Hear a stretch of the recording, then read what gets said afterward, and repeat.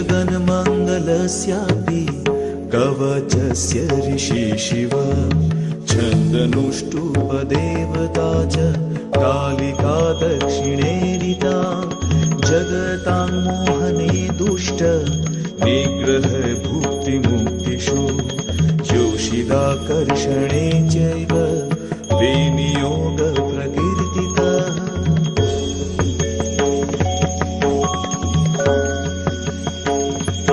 ॐ शिरो मे कालिका पातु क्रीङ्कारैकाक्षरी पुरा क्रीं क्रीं मे ललाटं च कालिका खड्गधारिणी दक्षिणे कालिका पातु घ्राणयुग्मं महेश्वरी क्रीं क्रीं रसनां पातु ॐ ॐ पातु कपालं कालिका पालिनी कुल्ला कुरुकुल्ला विरोधिनी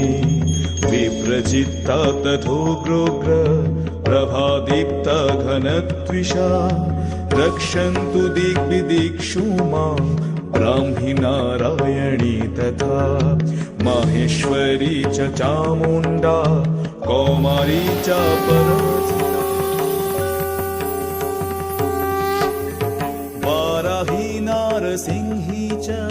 सर्वाश्चामितभूषणाः रक्षन्तु सायुधैर्दिक्षु विदिक्षु यथा तथा जयन्ती मङ्गला काली भद्रकाली कपालिनी दुर्गा शिवा क्षमा धात्री स्वाहा स्वधा नमोऽस्तु ते स्वाहा स्वधा नमोऽस्तु ते स्वाहा स्वधा नमोऽस्तु ते स्वाहा स्वधा नमोऽस्तु ते।